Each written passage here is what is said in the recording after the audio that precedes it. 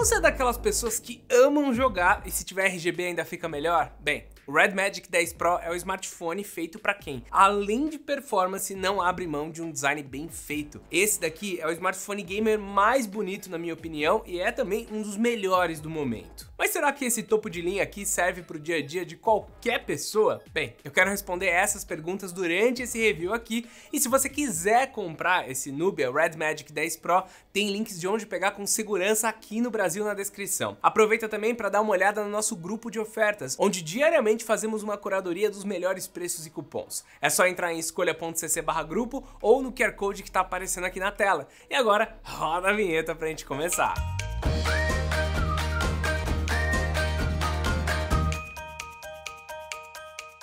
Se você olhar para o Red Magic 10 Pro com ele desligado ou no uso normal, esse cara aqui vai passar desapercebido como um celular gamer. Mas tem alguns detalhes da construção dele que mostram que não estamos falando de um smartphone padrão, apesar de ele ainda tentar ser um pouco mais normal do que todo o resto da concorrência. A ZTE amadureceu bastante essa ideia e conseguiu tornar ele um aparelho moderno, sem tantas linhas futuristas, mas ainda assim com RGB, afinal todo mundo sabe que é isso que traz FPS. A logo na traseira, aqui no canto inferior, acende quando estamos no espaço de jogos. Também acende quando o botão de modo competitivo está ativado ou em qualquer momento que abrimos um jogo. Também temos luz no X, que fica ali no nível da câmera, e também na ventoinha que se integra ao módulo de fotografia, porque sim, esse smartphone tem um resfriamento ativo e ele traz duas aberturas nas laterais para entrada e saída de ar. Por isso mesmo que ele não tem proteção contra água e poeira, afinal ou ele é vedado totalmente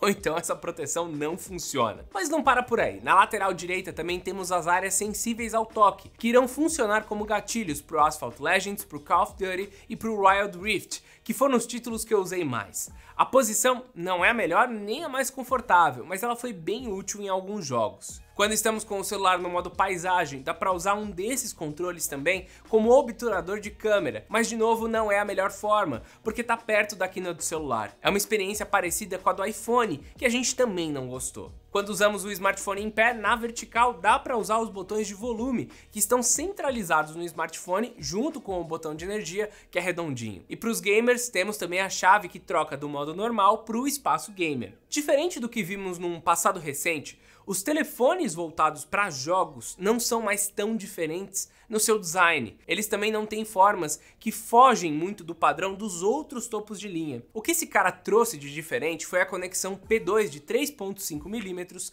para ser usado com fones de ouvido que não tem latência. Temos também linhas bem mais retas, tanto na traseira quanto nas laterais. A tampa vem com muitas formas geométricas, com uma textura que faz até um som gostosinho quando passamos a unha no vidro. Eu considero esse um smartphone fino, com 8.9mm. Se compararmos com o Xiaomi 15 Ultra, que tem 9.4mm, o Red Magic 10 até que tá muito bem. Já na frente eu gosto das bordas extremamente finas. A tela ocupa quase 92% da frente do celular, além do fato de não termos uma câmera aparente, ou mesmo uma área de pixels aparente, como é o caso da tela do Z Fold. Eu não sei se vocês se lembram, mas a câmera frontal do Nubia, ela tá muito bem escondida, tal como era lá no Xiaomi Mix 4. Quando o brilho está no máximo e o fundo da imagem é muito claro, nós conseguimos enxergar o contorno da lente se prestarmos muita atenção. Porém, com um cenário diferente, com um brilho um pouco mais baixo e um papel de parede mais escuro, ou até em jogos com cores e dinâmicas variadas, ninguém consegue perceber que essa câmera está por lá. Outra diferença bem legal no Red Magic 10 Pro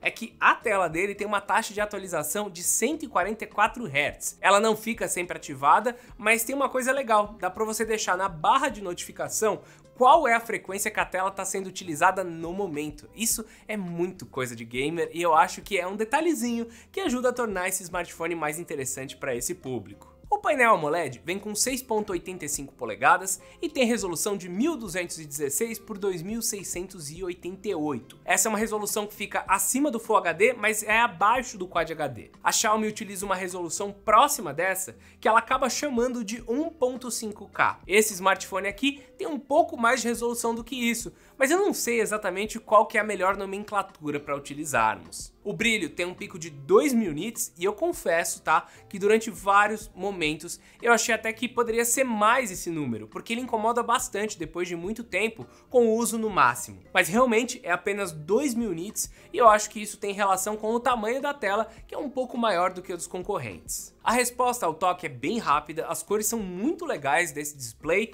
mas quase todos os jogos que nós testamos não chegaram nos 144 Hz, ficando limitados ao padrão de 120 Hz, que é o que a maioria dos aparelhos usa e também o que a maioria das aplicações já está habilitada para fazer. Não é uma questão de desempenho, é mais dos jogos liberarem essa utilização. Além do Nubia Red Magic, eu acredito que só o Motorola e o ROG Phone da ASUS que trazem essa frequência de 144 Hz para o mercado brasileiro. Todas as outras batem em apenas 120. Mas eu preciso fazer uma crítica por uma ótica de gamer mobile. A pouca borda é muito boa e muito interessante para usar redes sociais, para consumir mídia e para coisas do tipo. É bonito jogar nesse celular por conta da imersão, mas só quando não estamos usando os gatilhos L e R.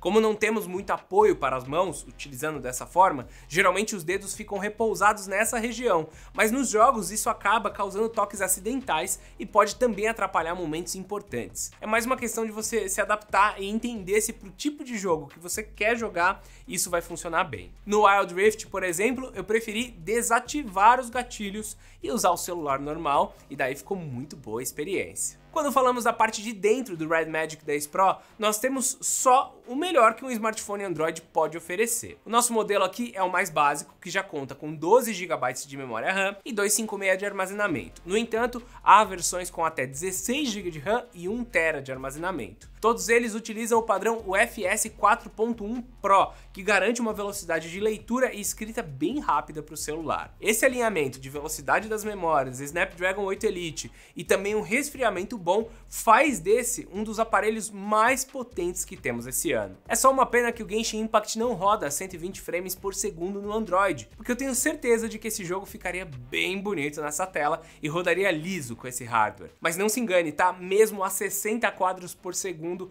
o jogo foi muito fluido, muito bonito e a jogabilidade tá boa. Eu não ativei os controles L e R virtuais nesse título também por uma escolha de conforto, mas de resto foi muito bom conseguir usar o telefone com tanta folga de potência. Um título que conseguiu dar tudo de si pro hardware foi o Call of Duty, que permitiu rodar com quadros máximos e atingiu os 144 Hz. Mas nesse nível, os gráficos precisaram ficar no médio para evitar o superaquecimento. Na boa, foi um desafio pro 8 Elite controlar tudo isso sem acabar também com a bateria do celular, mas isso é um papo um pouco mais pra frente. Outras atividades diárias foram super tranquilas com esse aparelho, e isso só prova que o Magic 10 Pro pode sim transitar tranquilamente entre um topo de linha para o dia a dia e também para os amantes de jogos mobile. Nos testes frios, tá? Nos testes de benchmark, ele também tem pontuações bem altas. Foram 2.6 milhões no AnTuTu, o melhor resultado que a gente já teve aqui, 3.049 pontos em single core do Geekbench e 9.554 no multicore. São pontuações realmente muito altas, tá? Para você ter uma noção, o Android equipado com o Snapdragon 8 Elite, ele já consegue passar o resultado de multicore do iPhone 16 Pro,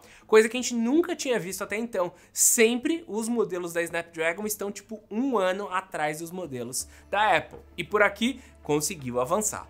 No teste de AI do AnTuTu, o AI Tutu, que a gente começou a aplicar nesses equipamentos, nós tivemos também mais de 2 milhões de pontos no benchmark geral, mas ele demora muito nos testes de LLM. Em alguns casos ele nem abre o aplicativo. Eu vou ficar então devendo esse resultado para vocês. E como não pode faltar em um celular de 2025, esse cara vem cheio também de funções de inteligência artificial. A principal delas é a tradução em chamadas e também legenda em chamadas. Outra função que aparece por aqui é o Z Smart, que abre um menu lateral com atalhos para aplicativos em janela. Daí basta arrastar e segurar o gesto da lateral para o centro da tela que ele mostra as opções. Tem também a comunicação inteligente Red Magic, que força o sinal das antenas para melhorar o sinal 5G e o Wi-Fi, e isso garante uma jogabilidade mais estável. Ele também adapta a rede 5G de forma inteligente para ajudar a poupar energia. Para funções mais complexas, como conversas e configuração de textos, geração de imagens e tudo isso, a fabricante pegou a IA do Google, que é o Google Gemini.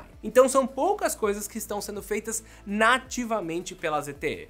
Agora, a bateria, bom, isso é um show à parte, tá? Mas antes de eu falar dela, eu queria dar duas dicas de como vocês podem economizar comprando tanto esse celular como qualquer outro aqui no Brasil. A primeira é dar uma olhada lá no nosso grupo de ofertas em escolha.cc/grupo, porque diariamente tem uma equipe dedicada de olho nos melhores cupons e melhores preços da internet. Tem também o comparador Escolha Segura, que é uma extensão nossa que funciona no seu computador ou como aplicativo Android, onde você compara preço, testar cupons também na hora que já tiver no carrinho e criar alertas para sempre pagar mais barato. Essas duas ferramentas estão listadas aqui na descrição, junto com o link desse aparelho, e agora deixa eu voltar porque a bateria dele vai te surpreender.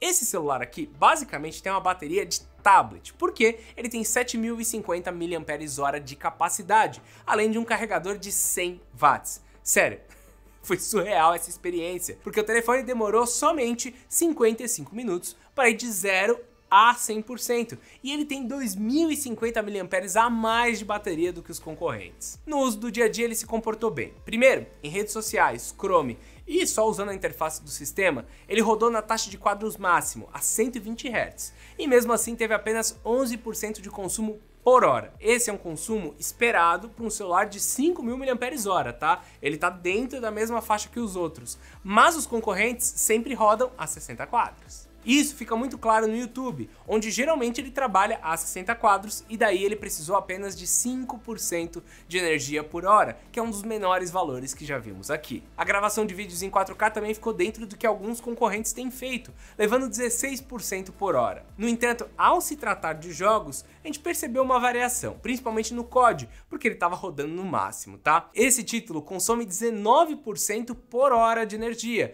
É um valor até um pouco alto para ele, mas justamente porque está em 144 Hz a todo momento. Se você descer para 60 ou utilizar numa configuração um pouco mais tranquila, é certeza que esse celular vai durar por mais tempo do que os concorrentes. Isso mostra que a bateria maior também é necessária para você conseguir utilizar tudo que esse celular oferece. Partindo para o Genshin Impact, ele ficou muito perto do Asphalt Legends, do Speedstorm e do Wild Rift, tá? LoL só não venceu o COD porque o jogo se limita a 120 Hz. Por fim, precisamos falar um pouco do que geralmente é bastante delicado quando falamos de um celular gamer, que são as câmeras. Esse modelo aqui conta com 3 lentes, são duas de 50 megapixels e uma de 2 megapixels. O Nubia Red Magic 10 Pro, ele implementa esse conjunto num software que funciona um pouco diferente do que estamos habituados. Por aqui, todas as fotos têm 12.6 megapixels, seja na lente principal ou na ultra angular, e a qualidade nem sempre agradou. Com a abertura f1.9 e estabilização ótica, eu percebi que a lente principal ela sofre um pouco no pós-processamento de imagens, porque o perfil de cores nem sempre é consistente, ou seja, uma mesma foto às vezes pode variar em luz, em balanço de branco e ficar com tons mais quentes ou mais frios. Por mais que sejam boas fotografias individualmente, esse celular ele não tem uma assinatura que te faça perceber que todas elas foram feitas com o mesmo aparelho. Acontece o mesmo com o sensor ultra-wide, que também não permite fazer capturas maiores do que 12.6 megapixels. Aqui o contraste é mais carregado e o preto fica mais intenso. Se o ambiente tem uma cor predominante, o balanço de branco puxa toda a faixa dinâmica para essa temperatura e tonalidade. Agora, quando há vários elementos e vários tons nas imagens, ele consegue ir melhor, mas ainda tá longe do padrão dos topos de linha que temos no mercado. A lente macro de 2 megapixels, bem, essa não tem jeito, tá? Ela tem a menor resolução e a pior abertura de diafragma. Eu fiz alguns bons registros com ela, porém a dificuldade em acertar a distância focal ou o ângulo para não fazer sombra com o celular atrapalha demais. Quanto aos vídeos, com esse conjunto, além de ir até a resolução 8K nas duas lentes, nós não temos muito mais o que dizer a respeito. A estabilização não é tão boa quanto eu esperava e ele pega bastante ruído em volta no seu microfone. Ou seja, vai quebrar um galho para aqueles momentos descontraídos com a galera, mas se você tem como foco criar conteúdo ou é um pouco mais chato com a parte de vídeo, vai perceber que ele fica para trás dos topos de linha também. Mas na boa, pro nicho em que esse Red Magic 10 Pro quer se colocar, ele tá melhor do que a média. O que pode e certamente vai desagradar é a câmera frontal por baixo da tela. Os vídeos com esse sensor são ruins, tá? Não tem nem como eu deixar mais brando do que isso. Antes de eu começar a gravar, eu limpei a lente e ainda parecia que tinha tinha engordurado toda a câmera do telefone. Depois eu fiz um segundo vídeo tentando melhorar a luz ambiente e não teve jeito, ficou tudo ruim igual. Para vídeos com a frontal de 16 megapixels, esse cara não consegue bem justamente pelo sistema que foi implementado aqui. Fora que essa câmera só grava em 1080p. Nas fotos, ele até que surpreende positivamente, porque o pós-processamento da imagem ele é pensado para pegar a fotografia, retirar todos os reflexos da camada AMOLED e conseguir fazer um tratamento específico para esse celular. Só que na parte de vídeo não dá tempo de fazer isso, nem o celular tem capacidade para tal coisa. Se você reparar nessa selfie aqui do Clayton com o Teteu, dá até para notar que o Matheus ficou parecendo uma imagem de aquarela, enquanto o Clayton ficou menos artificial. Nas fotos com pouca luz ele também mostrou que precisa de ajuda, pois escureceu muito as sombras e deixou a pele mais pálida. Então é uma câmera que tem alguns problemas. Ou seja, não foi dessa vez que um smartphone gamer manda super bem nas fotos. Ele tá melhorando ano a ano, eu acho que a gente tem que ressaltar isso, no entanto o seu foco é outro. Para fechar, falta falar de uma coisa polêmica que é o preço. Bem, não tão polêmico assim, porque ele tá bem mais barato do que você deve estar imaginando. Mas tem um detalhe que pode chamar a sua atenção. Ele tem preços que variam entre R$ 4.839 para a versão de 256 e R$ 5.839 para a versão de 512 e 16 GB de RAM. O preço tá bem competitivo para o mercado de topo de linha, tá? Entretanto, o site que tá trazendo ele de forma oficial lista esse cara com 6.500 mAh de capacidade de bateria. Pelo que a gente sabe, isso tem muito a ver com a legislação para trazer o equipamento para cá. Em outros sites como Mercado Livre e Amazon, com outros importadores, você acha a opção com a bateria de 7.050 mAh, que foi a que a gente testou por aqui. Mesmo assim, eu acho que faz muito sentido pegar direto com eles, mesmo com essa bateria ligeiramente menor. Afinal, tem um lugar para você ali comentar, falar, deu problema, com quem que eu falo e todo o resto. E nesse cenário, é um smartphone que faz muito sentido, principalmente se ele reduzir ainda mais o preço nas próximas semanas ou meses. Eu até fui atrás desse smartphone porque eu gosto bastante dele, tá? É um celular bonito, com câmeras até que equilibradas, mas que não são topo de linha, com um desempenho superior a qualquer outro modelo, com uma bateria enorme e com um preço condizente. Se você gostou, deixa um comentário aqui, é um celular que a gente está recomendando e claro, não esquece de se inscrever por aqui para receber ainda mais vídeos como esse. Então é isso, meus amigos, e até mais, até a próxima!